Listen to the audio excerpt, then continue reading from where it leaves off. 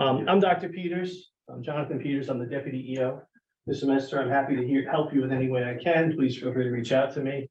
I proposed this to Professor Giannakos to do this with you all, to talk about data that might be available, because when I was starting out, you're kind of cooking, you're trying to figure out what you're doing, you're trying to figure out what kind of projects you can work on. When I first got my PhD, I thought, oh, there's no work, there's nothing for me to do. And now I've been doing this for 30 years, and all I think about now is what's not done. Like, there's so many problems that I can tell you that we haven't addressed in society. And so therefore, there's a lot of work for us. Like, we just have work to do. And I would argue that all of us are like the potentially like the physicians for the world economy. You know what I mean? Like, if we get in there and help, we can do things that will help make the economy better, make it fairer, make it function more effectively, deal with things like pollution, deal with things like environmental change, you know. So I do a lot of work on social justice. So it's kind of driven me into the world of a lot of data. And obviously, this is kind of a crazy world for me to be in, because back when I started, data was a very rare commodity, you know, a very, very rare commodity. And nowadays, data is all over the place, you know, and really part of it is to figure out what's out there. So I put together the data series to introduce you to a few sets of data that are out there that might really be productive for you. And I think could really provide you with an opportunity to follow some research lines that might be interesting. Because Weiberberg is teaching spatial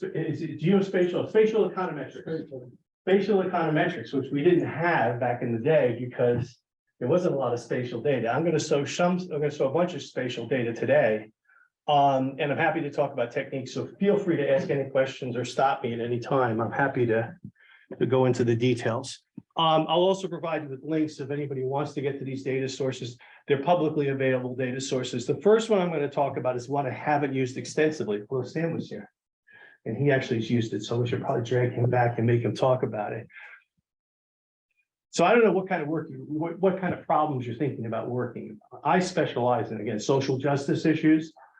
I've done a lot of work on transportation pricing. I specialize in toll roads, particularly.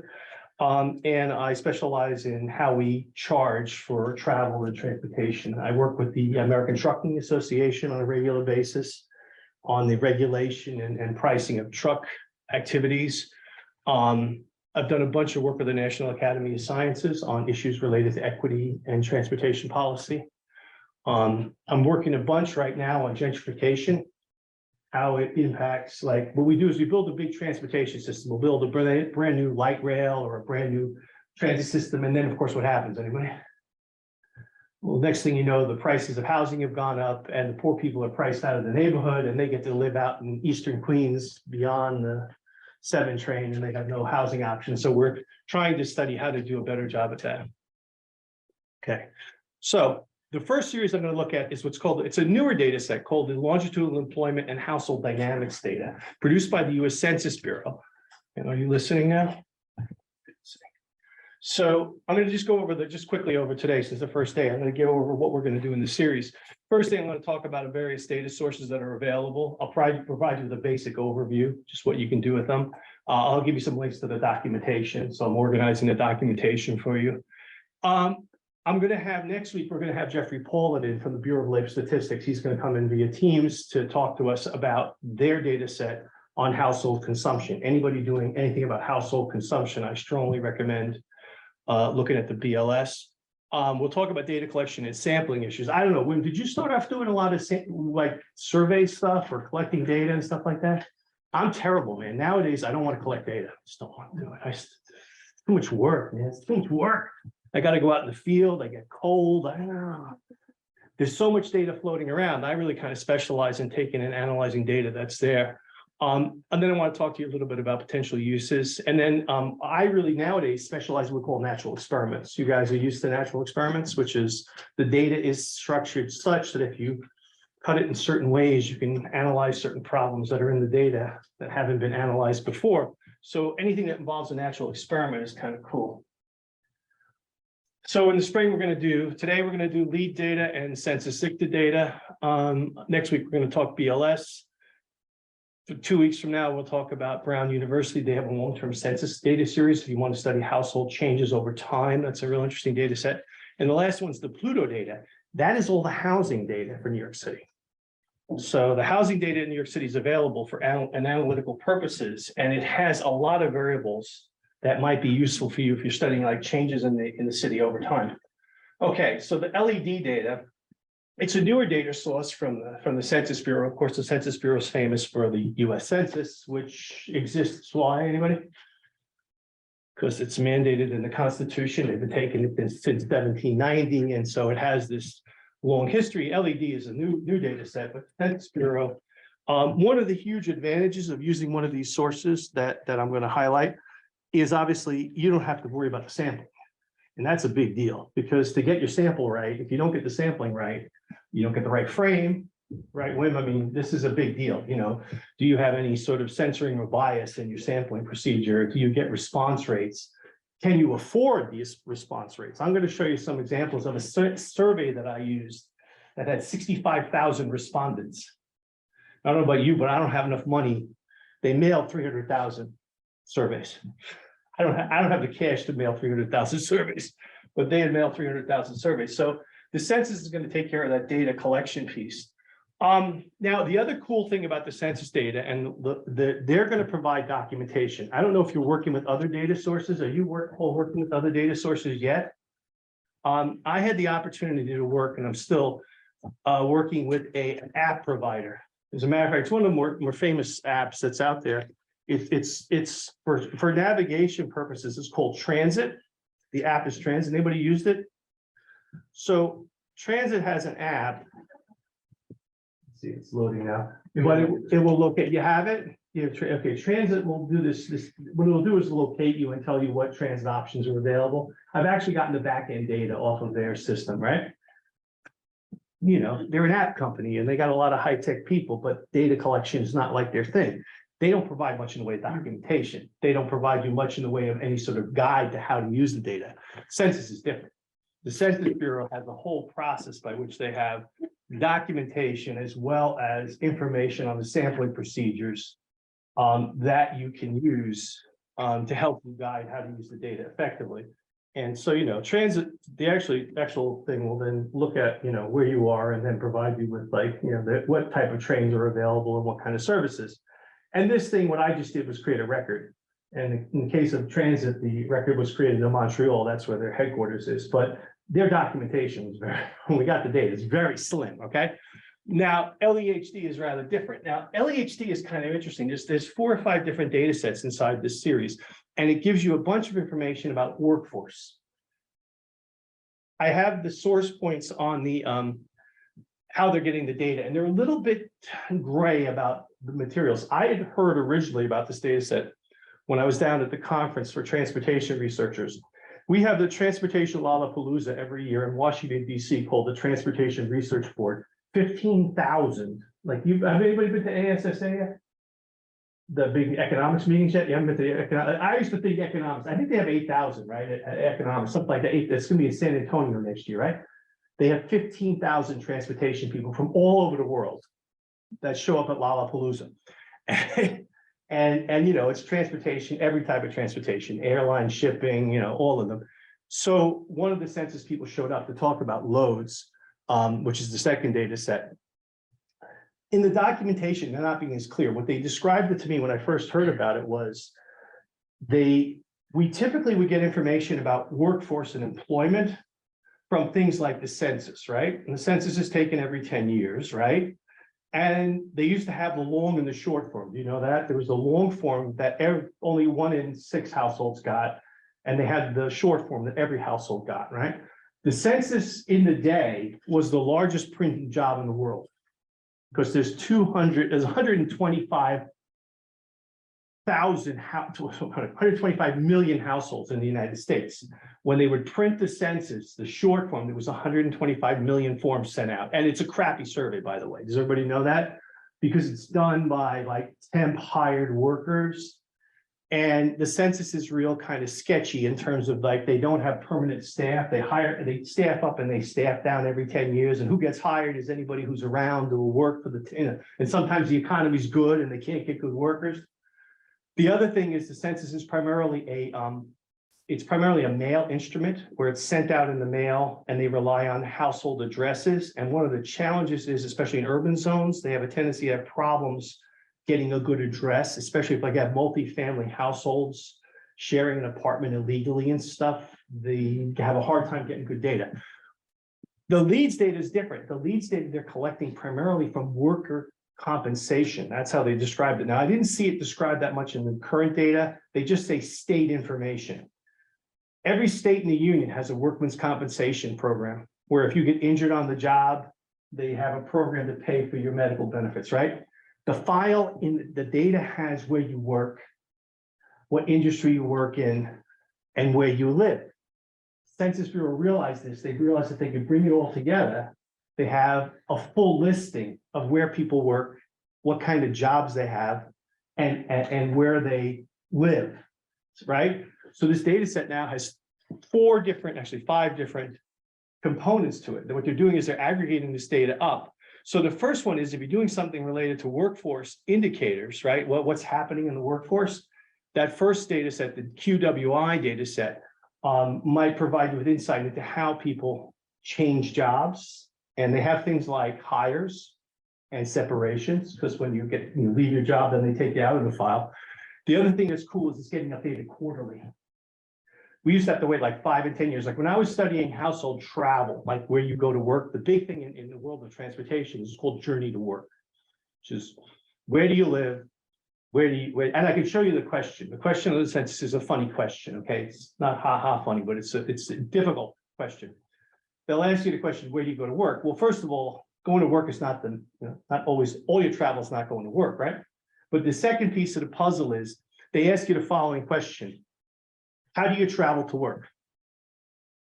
Now in America, most everybody travels to work by anybody? Auto, what percentage about? Anybody have a guess for me? 80. Yeah, and what number of people in the car? One, the US average is 1.25 people per car. And again, one, it won't drive, although maybe in the future it will drive because we'll have self-driving. But we used to get this every 10 years, and the question only allowed one mode of travel.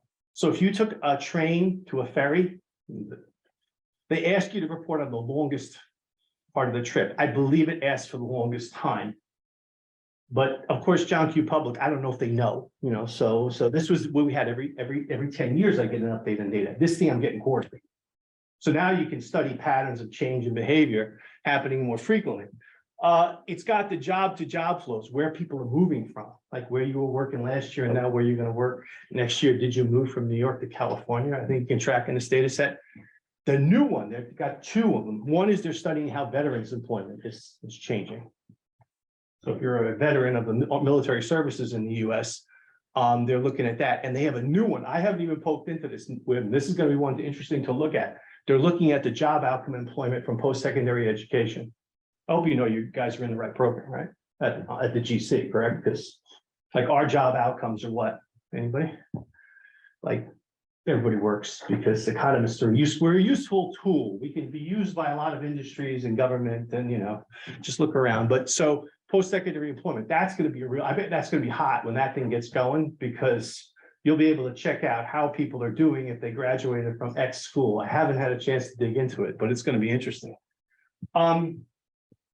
So The question? There's one of these sources that is linked employer, right? Yeah. Okay, actually. Okay, so this is The five one? what? Are the five linked employee? Which one in terms of what are the actual data sets all linked together? Yeah, are they microdata? Yeah, now the answer, okay, that's a good point, because we just had Sam from Baruch, but I don't know if Sam's last name, I forgot, but he's a professor down at Baruch, and we have a data center. If you want to get the low-level microdata, in some cases, like the census, they have what they call a public use microsample. I'm not seeing that they have a public use microsample, but you do have the ability apparently to get access, but you have to go to a sworn center. The Census Bureau is pretty weirdo about security on their data. Does everybody get this? So the example I like to talk about is World War II rolls around. And the Americans decide, anybody, well, who are they going to round up? They're going to round up the Japanese and they're going to put them in internment camps. And the US government says, oh, I'm going to round up all the Japanese. And they say, well, how am I going to find them? And they had just taken, anybody? This is in 41, 42. They had just taken the 1940 census. So they go to the Census Bureau and they say, give me the names of all the Japanese residents of the United States. And the Census Bureau says, we're protected under the Constitution. We don't have to disclose that information to you. And it went all the way to Supreme Court. And the Supreme Court said, what was the ruling? By the way, the ruling is really fascinating talk about data and morality.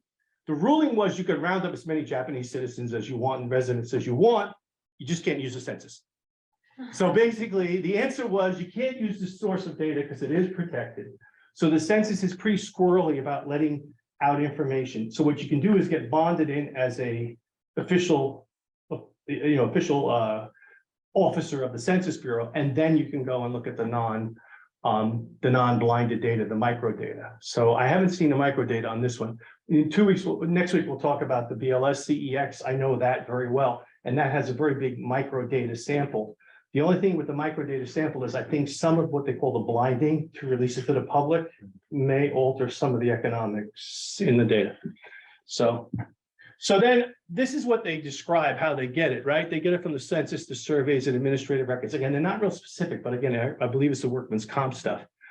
And then obviously they produce a composite data set that has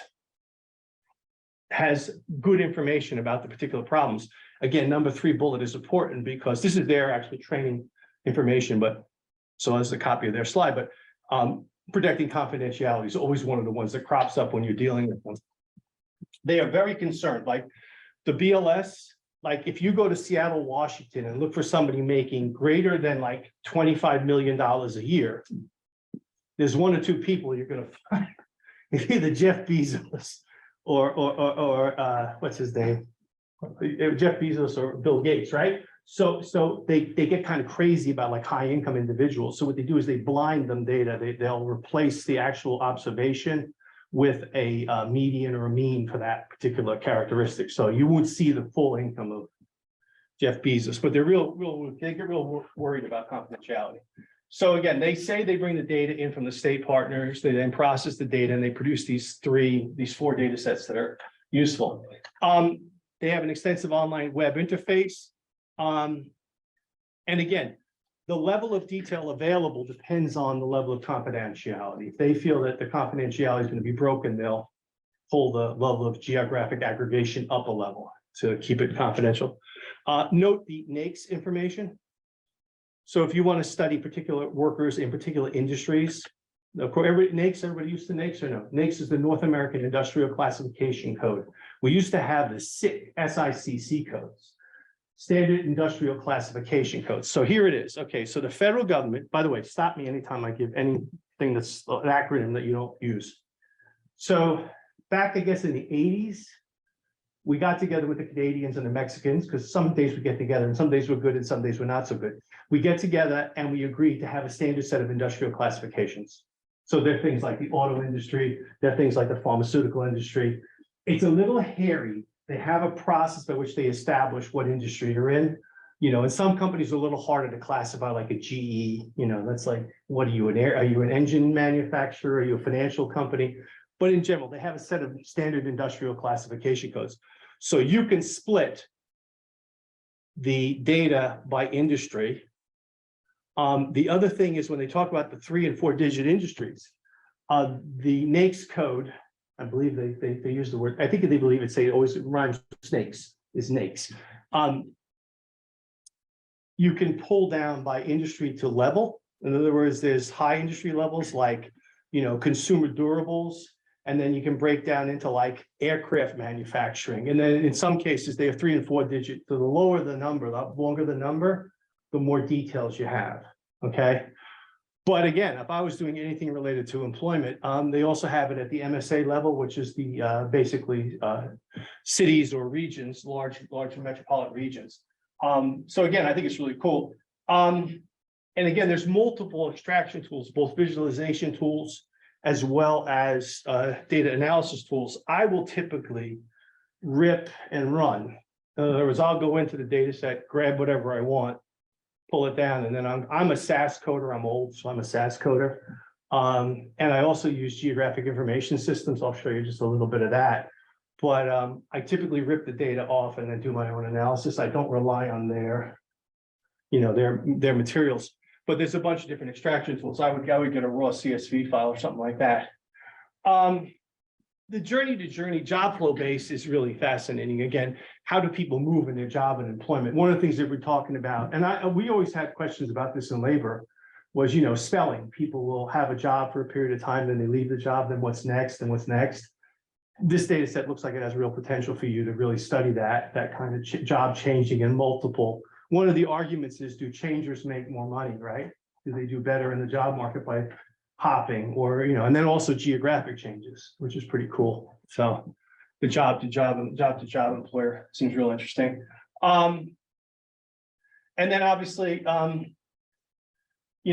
have the download availability of that. That's how do they describe it? A set of statistics on job mobility in the United States, the job transition rate, hires and separations. That's interesting to note, right? Whose economy is growing at a particular point in time. Origin and destination of job for job transition. So who's moving where? Then the loads data, again, is going to give us a lot of information about how people travel on a day-to-day basis, right? Because where's their job and where's their home? And then you have the secondary employment, which again, I'm really fascinated to see. Earnings and employment outcomes of selected post-secondary institutions. This is going to be I think it's going to be interesting. If this thing is good, this is one of those ones that nobody wants an answer to this question, or a lot of people don't want an answer to this question, but this is going to be interesting to see. I like to poke around in there.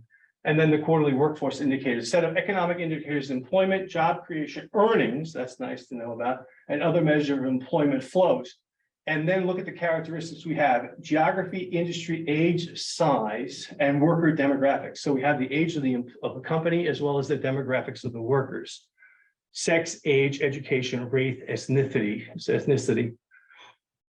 And again, the question is, how low can you go? Depend upon the actual data source. Go. Is the information about whether they're immigrant or That's a good question. I'm not sure. We'll take a look, probably in the documentation at the low level, but yeah, that would really be interesting, right? This is just a couple of quick polls I did from it. Worker flows to New York. Where are the worker flows out there? This is J2J data, right? So where are people coming from? So if you pull a worker into New York, typically they're coming from California, Texas. I mean, part of this I would want to normalize for population, right? Because this is just a raw number, but I would typically rip this down. Now you notice the 4 black states, which is it's Arkansas, it's Mississippi, Michigan, and Alaska. They don't disclose. So obviously, if you were doing something that bordered on those, I would be careful, because those states are not reporting. Why they're not reporting is a good question. This is the United States, and we're funky, and the states sometimes don't want to play nice. Maybe it's they don't want to have a lot of discussion about, like, if you're Michigan, maybe you don't want to have a discussion about worker outflows, because probably that's been going on for a while, and maybe you get jazzed up about it. What's this one? This is job to job employments. For 400, you have the metro areas, 431 metro areas. So this is a pretty cool level of detail. There's the New York metro area on the upper right there, and obviously seeing the flows of different things. Which one is this one? I forget which one. Here is hires. So you can take a look at hiring activity on a particular quarter. This I just ripped something. This is 2021 Q1, but you could take a look at hiring activity in a period of time and watch how different states have hiring activity. In some cases, there may be gaps in disclosure because of the number of observations in a particular area, like the Oklahoma, you notice is popping out. It's not having a lot of reporting. They get nervous at any time the number of observations is low, that you might be able to identify an individual, and then they'll suppress the data, which you might be able to work around. What's this one? Oh, this is job separations, leaving your job. So again, these are all pretty neat ideas, pretty neat things you might want to consider. That's the LEHD data. Any thoughts? So that's all public, right, and available right now? And the price is zero. And when you see Dr. Paulins coming next week, when you meet these people, you realize that you can actually call them. Like that was one of the things I really learned in grad school that you should do. Like these people are excited that you're using their data. Like they believe in you. Like I want to make this clear. They believe in you. So like they're excited that you're calling them. So like they actually have all this documentation and they're the technical experts. You don't go to them and call them with crazy questions. First, spend some time working with them. But in my experience with Census Bureau and BLS, they've been very interested in hearing what we're doing because we attack problems sometimes they don't have time for. I study transportation at a level that they don't usually do. I study tolling systems, which are very regional in the United States, but have impacts, big impacts, and they're interested in the results. Next week, when you hear BLS has a now it's going to be an online seminar every summer that's free, that you can participate in both as presenting work if you're using their data, as well as participate just to sit in and listen to what people are doing in the field. But yeah, that's the cool part is the documentation is there and the people involved. A lot of this data, because it's paid for by the federal government, is out there for you and me. And that was always my problem. I never had any money to buy data, so I always had to find cheap ways to go. Do you use any particular directory of contacts for each data set? Yeah, they have a listed problem, and I'd be happy to send you, like, they have listed, like, if you go to the LOADS data set or the LEHD data set, they'll have particular experts. Okay. And then we can shuttle around too. Like, if I have a BLS problem, I had a BLS problem, Dr. Poland's coming next week. I call him if I have something like in particular, and he'll shunt me to whoever at the organization does whatever we're talking about. All right, and the PSEO data, that was said it was experimental, so it's released, but it's not. What's it missing? Well, you know, it's funny. So, okay, yeah, again, I started off saying that I used to think there was nothing for us to do. Like I thought all the good papers are written. There's nothing left for us to do, and everything's been written. And you know, AC Pagoo wrote the great paper, and there's no work left to do. And the answer is there's a ton of stuff to do because there's so many things we don't know about. And so when we talk about these particular data sources, they're certainly going to give us insight that is helpful to a particular set of problems. And you just have to think about what's the right piece of research you want to do. But it's a valid data set because it said experimental. In the experimental piece. So what happens is, it's just like us doing research. They start off with stuff and they go, okay, like the census, like they count people, right? You know, like they've been doing that for 250 years, right? So they do that. They know how to do that. But then they get something like this, they figure out a tweak on it and they go, oh, wait a second, we can also do X. But there's a lot of statisticians, you know, we're economists and they're statisticians, right? Wim, I don't know, how do you describe, is there a difference between the two groups? The statisticians get very squirrely about sample size and sample frame and correct collection of data. And they get all weirdo. If anything is not like this, they're kind of like, oh, maybe. So they'll say, yes, probably right. But I'm only at 92% confidence interval. I really need to get to 95 plus before I can say, yes, it is. It's probably, they're still poking with it. They figured out that they could pull it out. They release it as experimental because they think it's something interesting. They're probably not 100% confident. Okay, this is one you want. You're not going to believe this one. So I've been working with the U.S. Commerce Department. The Commerce Department, the BEA, Bureau of Economic, BEA, I think it's Commerce Department, Bureau of Economic Analysis. I believe it's Commerce Department. The Americans don't have a good grip on tourism. I want to say that again. The Americans don't have a good grip on tourism. Like the whole industry of tourism, it's kind of sketchy. And the reason it's sketchy is because like they count washing machines. Does everybody know this? Like when you look at the GDP numbers, right? The Americans are great at counting like washing machines and like refrigerators and like, you know, stuff that's physical objects like furniture. But when they get into services, it all gets real mucky. And like they have a hard time separating activity, like restaurant activity. When is restaurant activity at home and when is it on travel? And they're really weak on the recreational and like tourism industry. Like, how much money do people spend on bicycling? How much money do people spend on hiking? How much money do people spend on, RVs? They've been working on that recently. Like, I talked to BEA about, because they want to count it in GDP, because in some states it's a big deal, like in Colorado and, Washington State and Alaska. Alaska with COVID, man, like their economy went in the total toilet because they have a huge economy built on recreation, but yet the statistics are real weak. So they've been trying to get their handle on that. All right.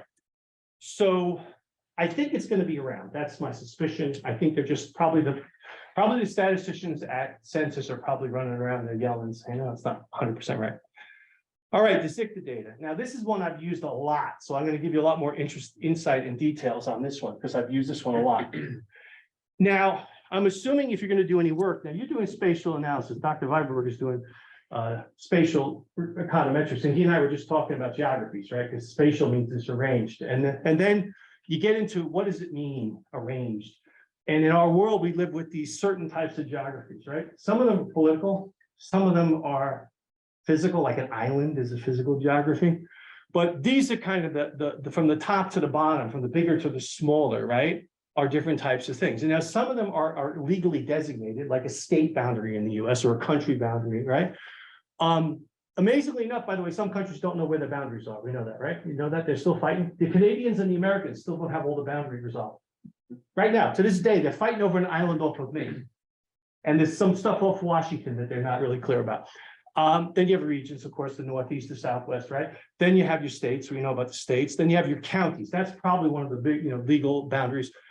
Then you have your census tracts. Now that's designated by the Census Bureau, right? For the purposes of collecting data. And then you have the blocks, which is our lowest level, right? Stuff. The problem is, first of all, and when I talk about the stuff from Brown, that's the longitudinal, the Census Bureau makes me crazy. They change the blocks. Over time, they change the blocks. So you come back in 2 years, 10 years, and they're different blocks. So then they have a hard time lining them up. But the one I'm going to talk about today is zip codes. Now, zip codes is one of those things that you don't think a lot about, right? But it's a very useful geography for you and me. And there's a reason for that. First of all, it's an odd geographical boundary. Does everybody know that? If you ever looked at the zip code map, it's a strange map. The reason is the map is developed by the US Postal Service for the purposes of routing delivery trucks. That's why the zip codes are the way they are. They have delivery trucks and they have to assign the delivery trucks to a certain location and they have to deliver the mail there and then send it out to the zip codes. And it's based upon the mail delivery needs. Now, I want to make this as an important point.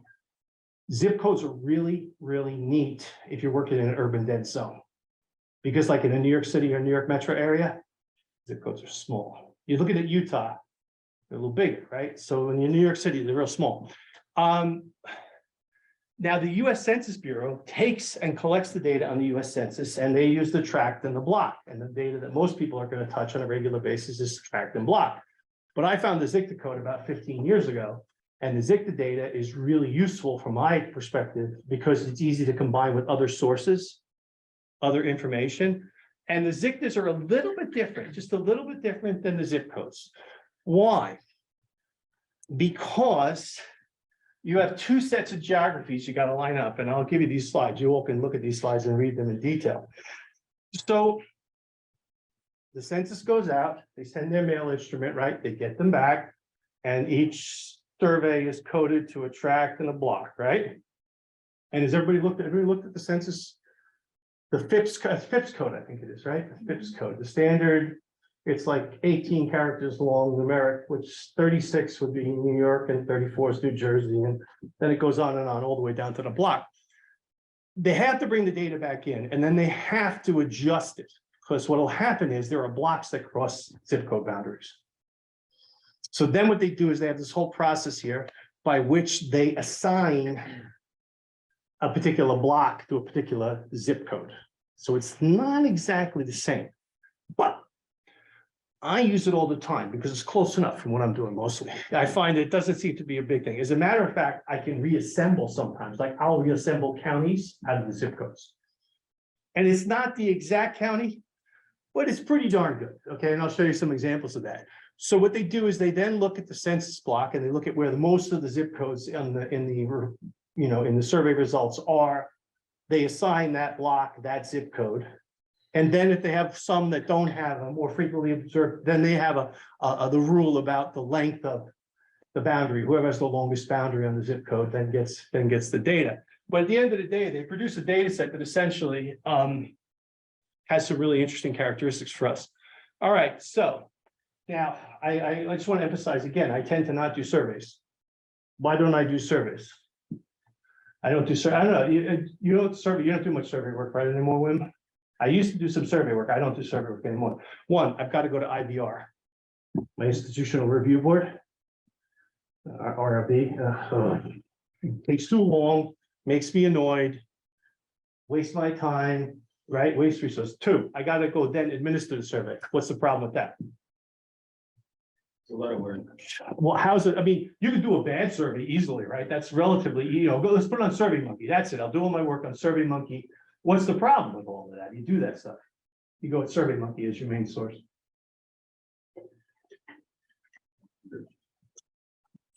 Are you getting the right data? Are you collecting the right data? Do you have the right sampling frame? Are you actually getting a representative sample?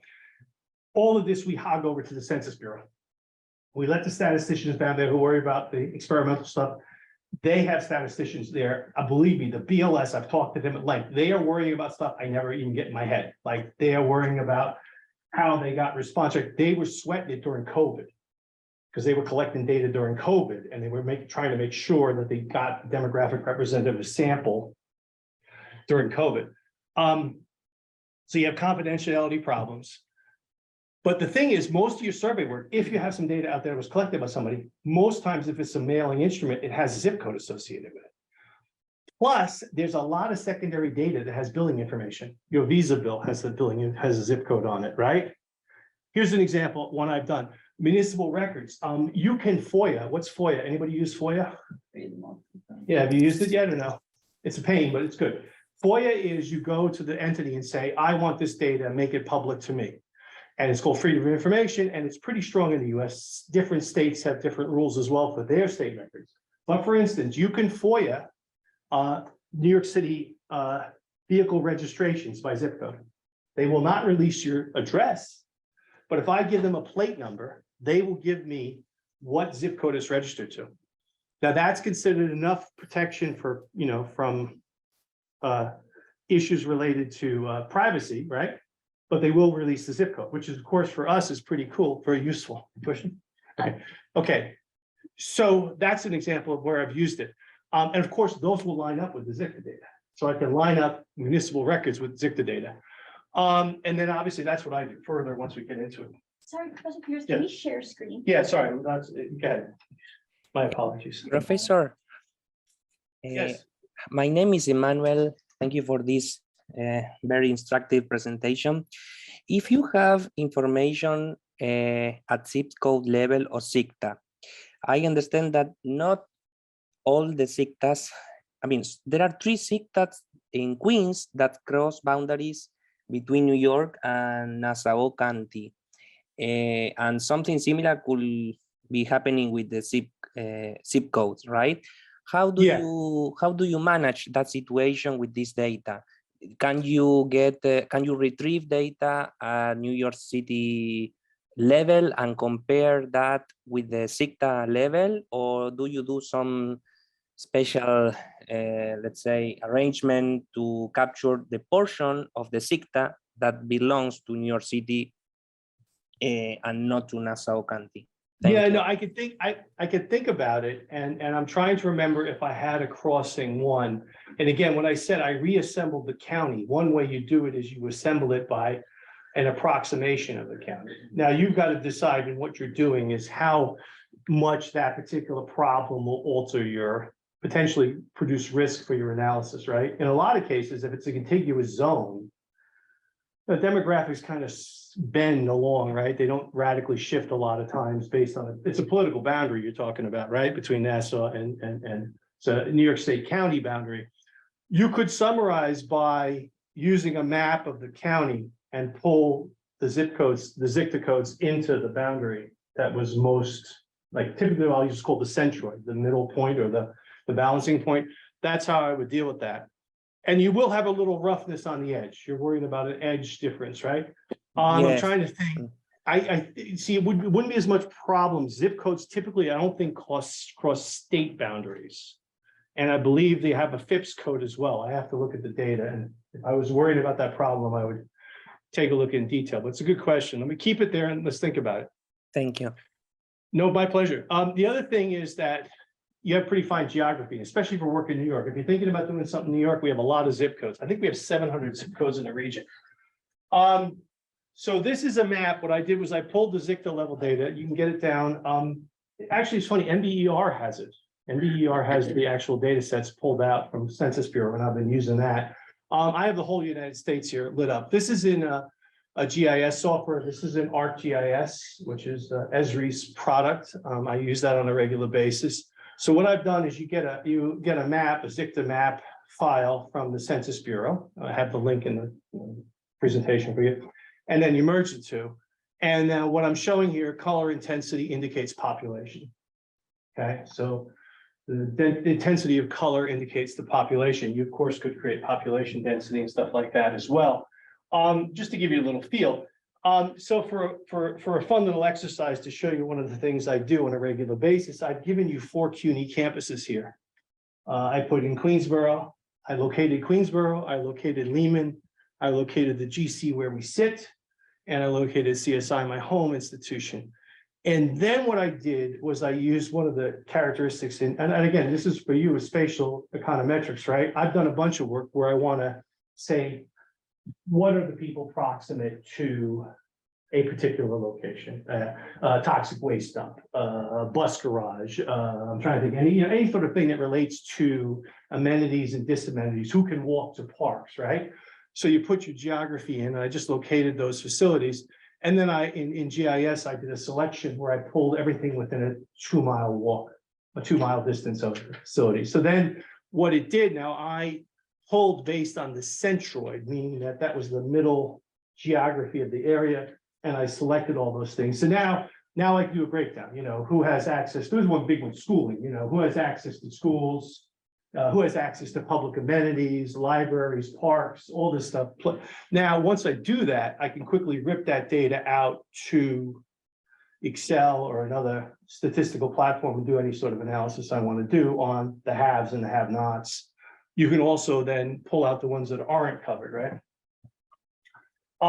So this is around Queensboro. I pulled around Queensboro, and those were the zip codes that popped out when I ripped.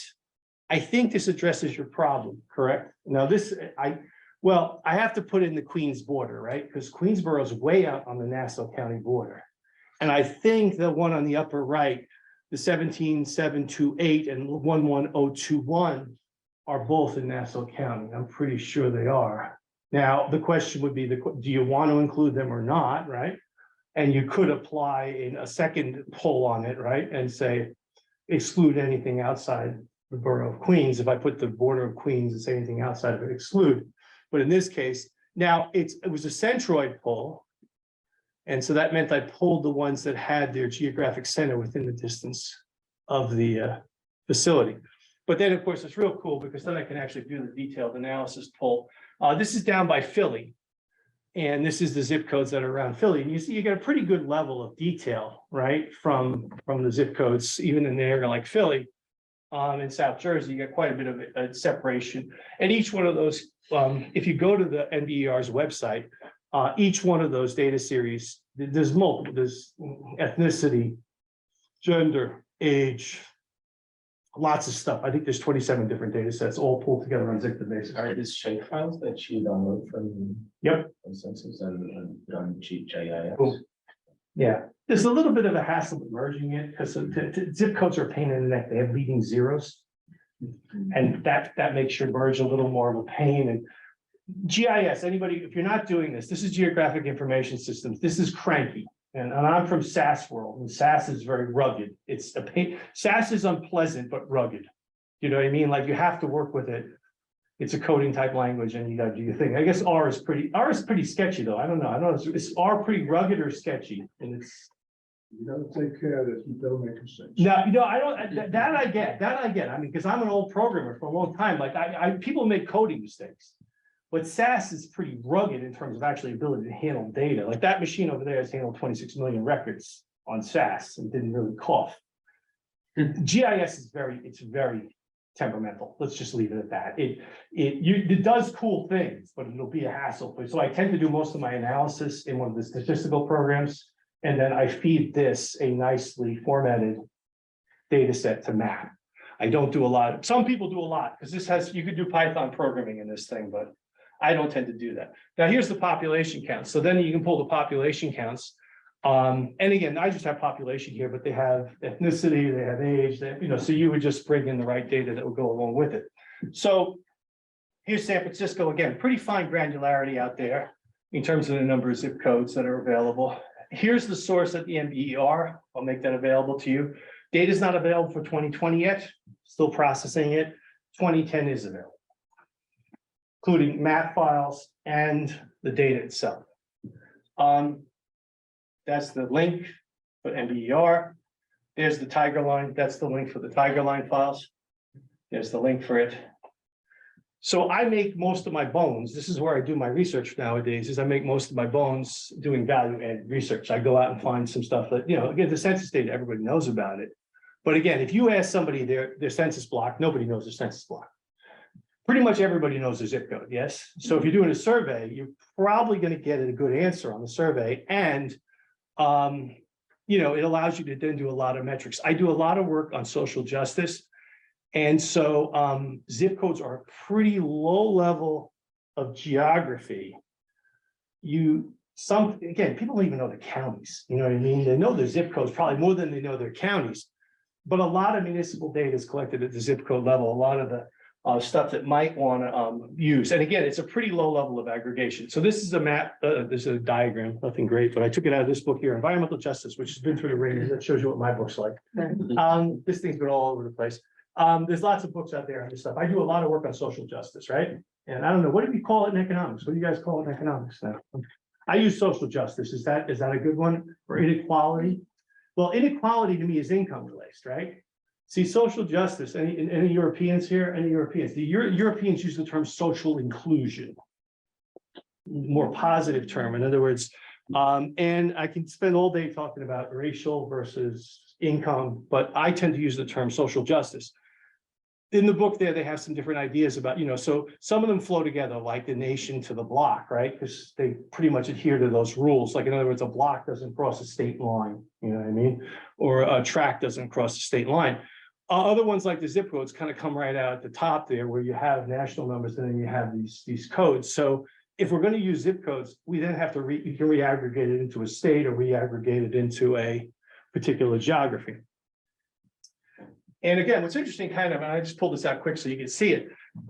This is the count of the number of different things. It's an administrative. There's about 40,000 zip codes in the United States. There's about 7 million. I cut it off at the bottom. There's about 7 million blocks. So again, that's a much smaller detail. Tracts, there's about 50,000 tracts in the United States, census tracts. So zip codes are pretty close to tracts, right? They're not too bad in terms of the number of codes.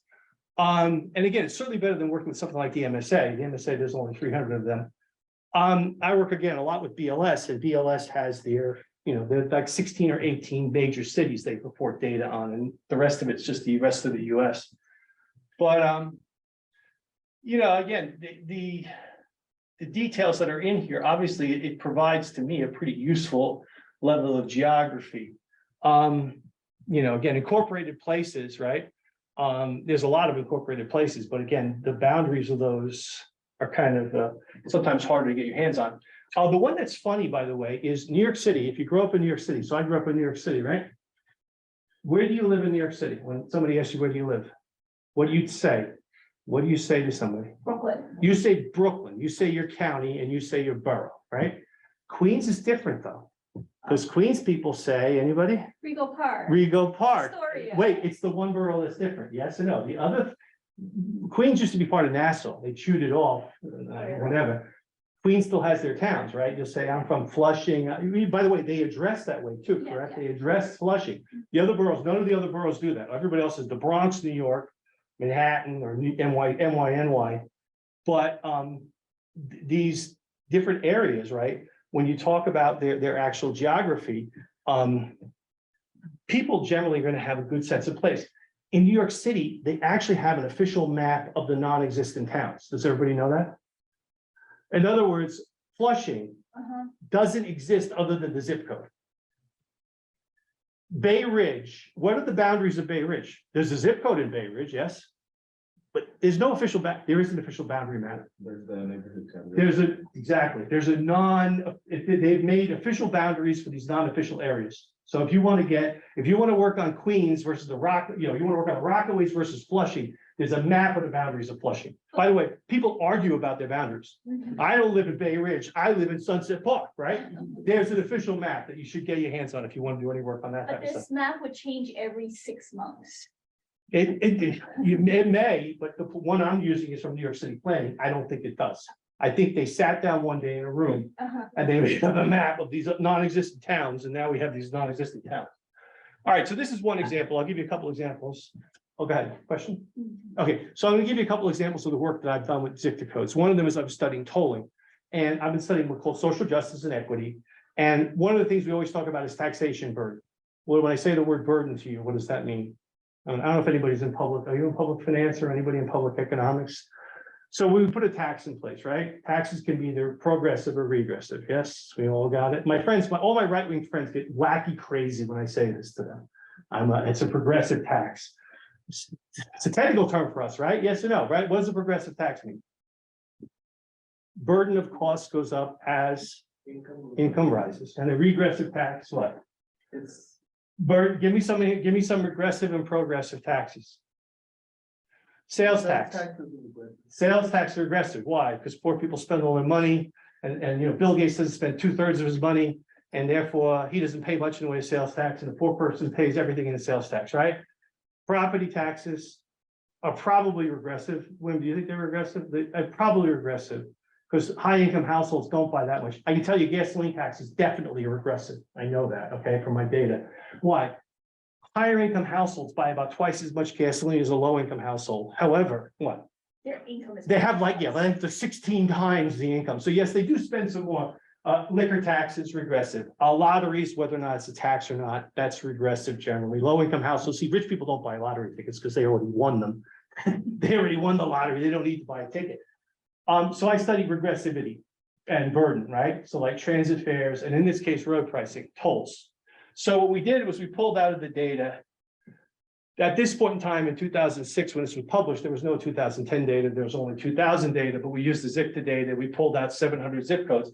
We had obtained from the tolling agency the billing information that had been obtained by a newspaper via a FOIA request. So we call it in the term of or disgorgement, right? Because these entities want to help you or no? These public entities want to release their information? No. What you need to do is you need to go up and you need to grab them, yes, and you need to keep jumping up and down on them until they release what you want, yes, and it's not going to be a pleasant day. We scare them. Do you understand that we scare them? Do you understand this? Anybody been a bureaucrat in a government agency? No, you're close. I was an elected official for 15 years, okay? Why do we scare them? Why do we as a group scare them? Does anybody know? You don't know? Bureaucrats love order, and they don't like people who are going to cause trouble.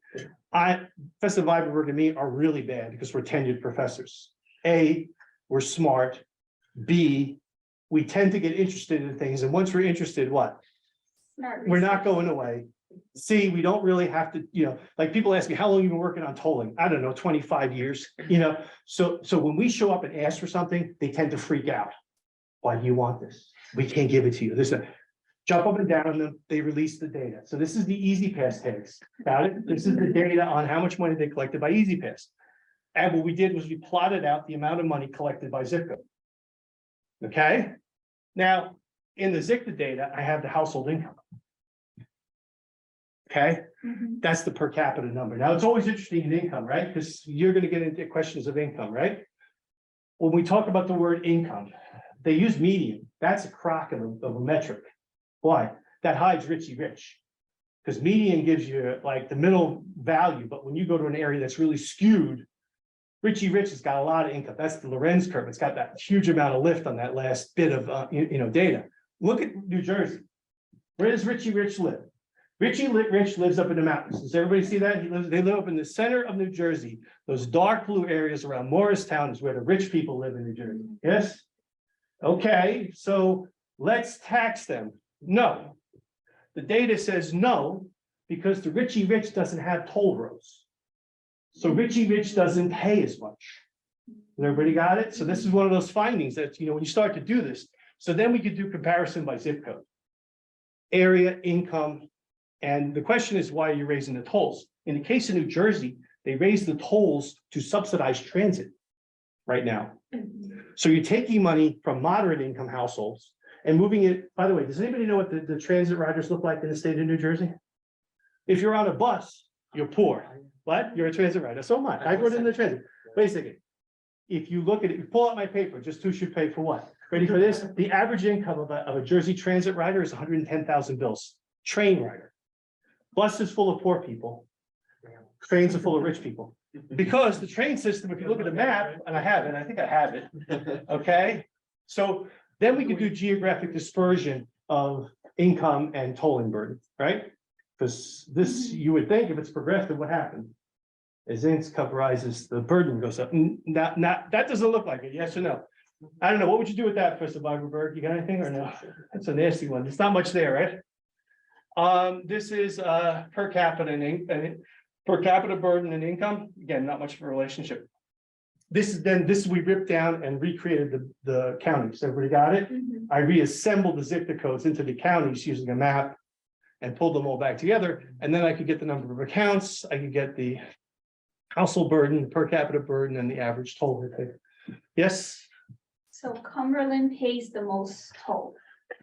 Average. Now it gets interesting. Where is it? Well, let's per capita. Let's look at per capita. Union has $32. Gloucester is Hudson 34. No, it's Monmouth and Middlesex per capita. Right? Okay. Now, here's a good question. What is the metric of measurement of burden, right? Because if you're an elected official, do you want your people paying for something, or do you want somebody else to pay? Someone else. Right. So if you're a county politician here, you would look at this and not like the per capita burden of Middlesex and Monmouth at 46 and 47 a person. And then you'd like to be like Sussex, right? The people up in northwestern New Jersey, they don't pay any tolls because they don't have any toll roads near them. But what's interesting about it, when you look at a map, there's two toll roads in New Jersey. There's two big toll roads in New Jersey. There's the Garden State Parkway and the Jersey Turnpike. The Garden State Parkway goes along the left, and it's the only highway in the area. The Jersey Turnpike goes on the west. Is everybody to the right? The west is the Jersey Turnpike. The Jersey Turnpike in South Jersey has a parallel free road, 295. Okay, do the locals know that? By the way, it's actually a wealthier part of the state, right? Yes. Apparently the people in South Jersey know, because when you look at the burden chart, they don't pay that much. They route around. This is a good quality free route. They route around. We found the same phenomena, by the way, with the Queens Midtown Tunnel. Queens Midtown Tunnel has the 59th Street Bridge and the Williamsburg Bridge near it. Guess who's not in the tunnel? Poor people are not in the tunnel. Only the rich people go in the tunnel because they go. They just pay, right? But again, this is the kind of geospatial analysis that really kind of gets interesting. And again, then the second one I did was we did a study of the MTA bridges in New York using the ZCTA data. We got a survey. Again, this is a good one. I should have brought it with me today. I have the book. So my buddy, the co-author with me, Professor Gordon out in Australia, he found a survey on the street. And this is a lesson to you all. If you're going to do FOIA, right, you have to write to the agency. And let me say I asked for the Triborough Bridge and Tunnel Authority user survey. They'll write you back and say, we don't have that. We don't have a user survey. No, they didn't have a user survey. They had a travel survey. And they won't bother to say to you, oh, by the way, we had a travel survey. They'll just say, we don't have a user survey. He found it. He found the actual survey. I'll bring it next week. He had found the actual survey in the garbage can. And then we had it because we photocopied it and said, what? I want the data from this. Okay. And then what? then it was a lot harder to avoid, right? So the data is fascinating. Now, this is sample data. They collected a sample, okay? Now, I could go out and collect my own sample data. They had collected the data, right? What was interesting about it was I could then do some analysis work. The sample, they had 600,000 surveys sent out. They sent out 300,000 in paper copies. And they got, ready for this, 64,000 responses. The data set has 64,000 responses. Now, can you and I afford that? First of all, how long would it take to get 64,000 responses? And it's a paper survey, then you got to code it, right? Yeah, right, exactly. So when you say this, you just go, wow. And I got this through writing a letter and leaning on them for a year, like 6 months. Yes, that's how you get it. So we could do some real cool stuff. So one of the first things was who should be using a particular road? And we used the argument, well, it should be the people who live around it because they're there. So we used GIS to punch it. Now that is a ZCTA map, right?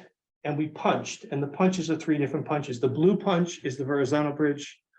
The red punch is the Queens Midtown Tunnel, and the green punch is the Throgs Neck Bridge. They're all in slightly different locations, right? But we punched.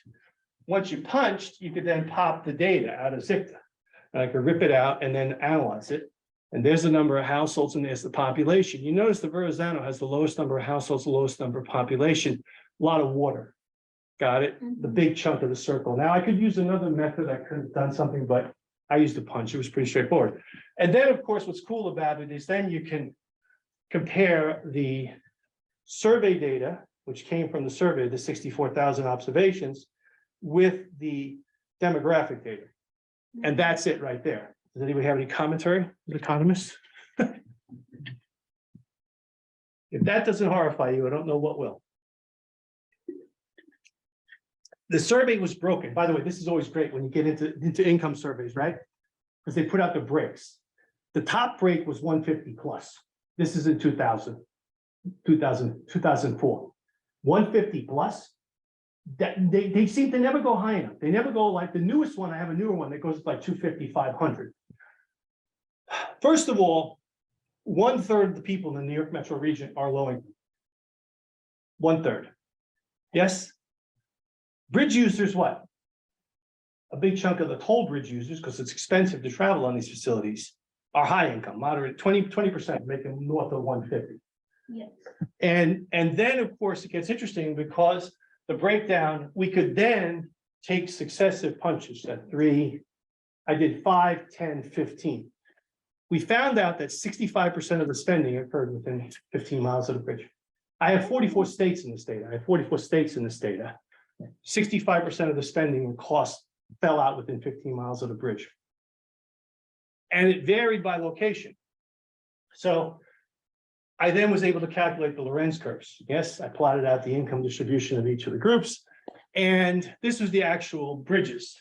The other one is, this is the punches. Remember I showed you the 3 different punches? First of all, I wasted my time doing 13 punches.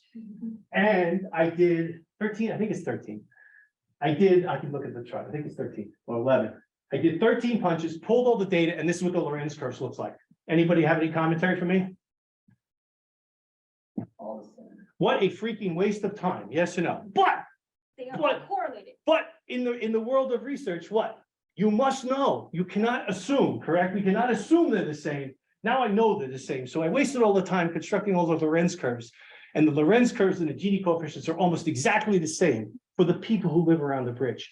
And there's a real interesting demographic question about that, because if you go back and look at the punches, what you'll notice is the Throgs Neck, or the Throgs Neck there on the far right, grabbed more of Northern Long Island, right? And that, of course, is anybody? That's a higher income group, right? And excluded more of Jersey City and Newark. Does everybody see it? The punch shifted left, whereas the Verrazano punch grabbed more Newark and say Perth Amboy and Central New Jersey. So what happened was, again, this is probably, it's just an anomaly, right? There's no proof, there's no guarantee of this, right? That you would shift your geography and the demographics would stay the same. It just seems like in the New York Metro, there's a heterogeneity of the region.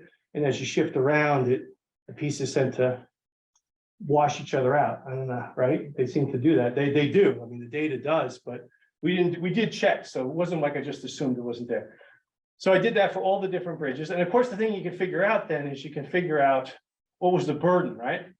And again, this comes back to what we do with environmental justice there. Sorry, my apologies, 61,201 vehicles in the survey.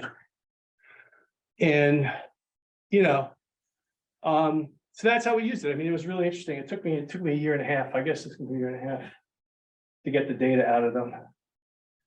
The other thing, of course, you can do is a bigger scale map. This is a map that shows the scale, the tolling across the region, 3 states there. And of course, what's kind of cool is the way that the data, the facilities are all located here, right? All the facilities are right in here, yes? And what's really cool, you know, I don't know, are you a fan of data? Like when I get data and I see, look at the fan, right? And the intensity, right? The gray is the yellow is no activity in that zip code. And then the gray is the lower activity, and then the orange and green are the higher activities. And again, I just think it's just kind of arty, right? Isn't it? You know, because you have nothing to the.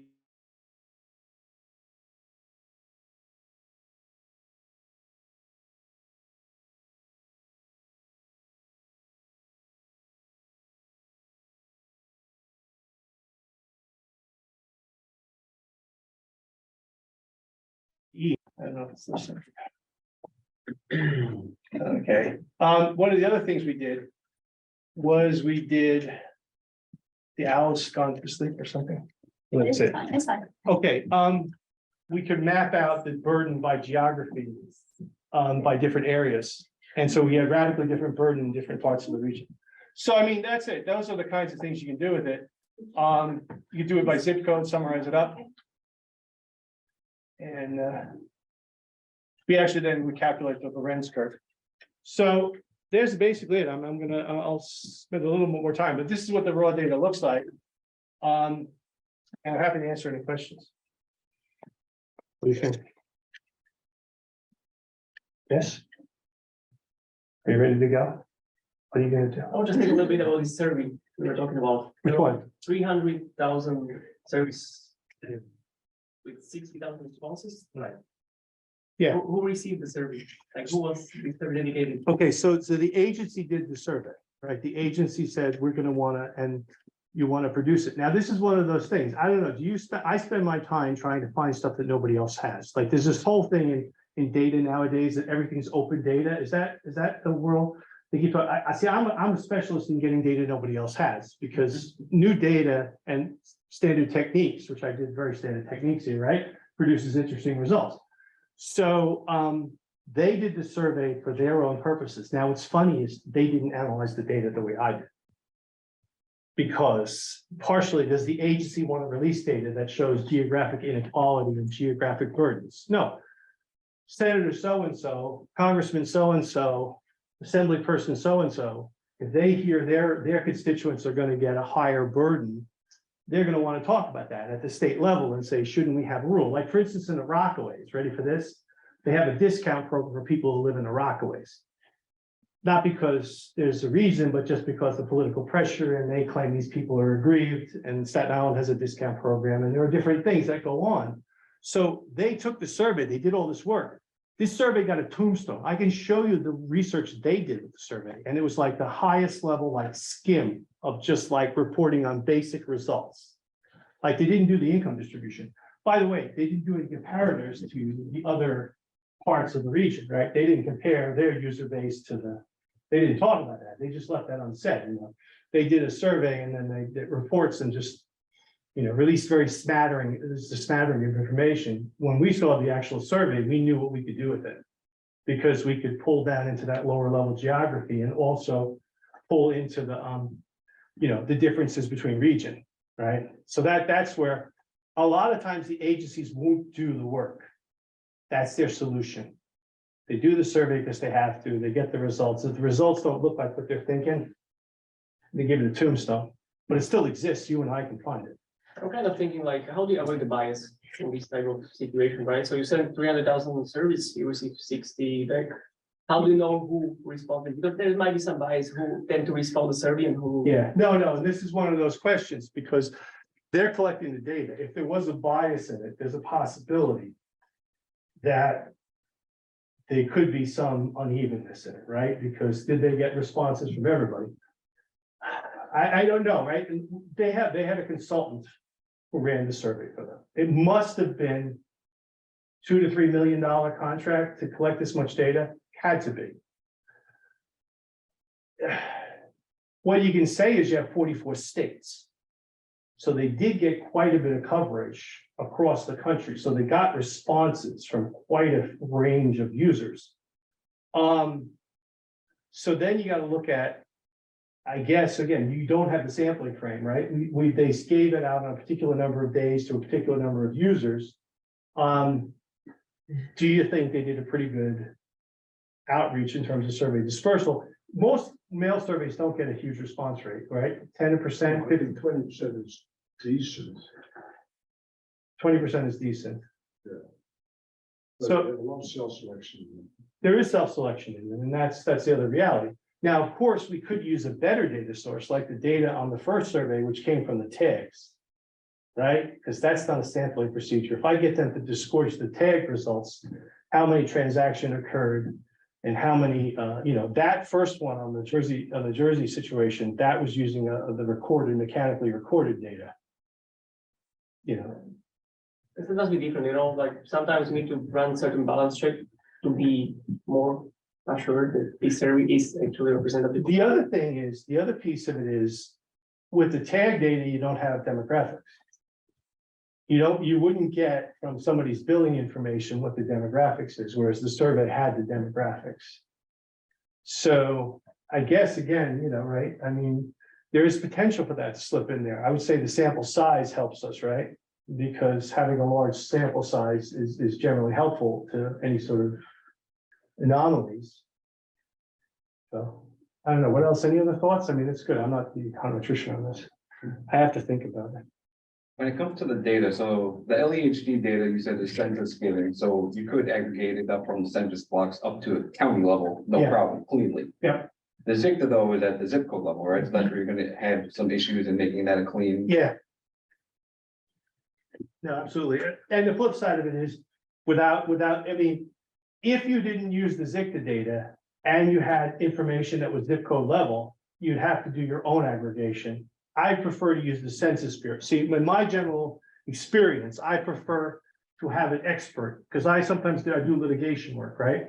I would prefer to tell the judge that I use the Census Bureau's maps as opposed to saying I made maps from the block level data. I would rather be able to hide behind the Census Bureau and say they did all the work, so. So they have that already then, so. They have, I'll give you the slides and they have all the maps already available. Yeah, so that's a real cool asset to have at your hands. And again, this is stuff that you can download today and start working with tomorrow. And the cost is zero. Everything I'm showing, I think, is zero, which is not insignificant, right, in the game. But the other thing is, don't underestimate the fact that your analysis can be of significant value. The BLS continues to talk to me. I've been going there for 7 years with them because I look at their data differently than they do. They have to produce standardized reports. They have standard things that come out every month and they have standard, reporting of, we'll do stuff when you talk about like those experimental data sets, we'll do stuff that scare them. Because they wouldn't be willing to either use the sample size or they wouldn't be willing to do the aggregation, or they'd be worried about it and they'd have months of internal review that would go on before they released any sort of information. You and I can fly a little wilder just using our own technical capabilities, right? Census Bureau is a federal agency. They're paranoid that Senator so-and-so, she's going to get this report and it's going to say something bad about her district. And she'll be flipping out at them and saying, you got to pull the census funding, and so they get all weird. We don't get weird about it because we could care less, right, about what results come out. If it doesn't show what the Census Bureau doesn't want to have political controversy, there's 100 senators and there's 435 congressional representatives, and the Census Bureau sweats them all. So that's where we can do a lot of stuff. They actually will probably like a lot of our stuff if we do our work well. but they can't do it always. It's not politically feasible, you know, like ethanol subsidies by state. That would be one that would raise so many red flags. All the Iowa and Nebraska senators would be just flipping out. They don't even want to talk about it. I think I found an anomaly in the funding formula that is racially biased. And I don't want to tell it all because I'm going to write the paper on it, but I believe I have found a racially biased and geographically biased error in the, not an error, it's a statistical property of the funding formula in transportation that is biased against poor states and minorities. Now, again, why has this never been dealt with? Probably because certain states benefit from these funds and other states don't want, they don't want to open this discussion up because it's just not gonna put them forward, give them the right things they want to hear. So they just don't do it, right? So, but great. Anything else? I'm happy to answer questions, but school data sets, and hopefully you come back and we'll talk more about the BLS should be fun. Jeffrey Paulin is very knowledgeable if you want to learn about this. The next set of data is the consumer expenditure survey. And the consumer expenditure survey is the basis of the consumer price index. And you look at the consumer price index, it's based on a basket of goods. It's a Laspaire's price index. And the source of the data on the household consumption is what we're going to talk about next week, which is the consumer expenditure survey. And they go out and do very detailed analysis to collect information. Are you going to send out the presentation? Yes, I'll send it to Christine, and then she can send it out to whoever wants it, okay? Thanks so much for coming. We'll see you all next week.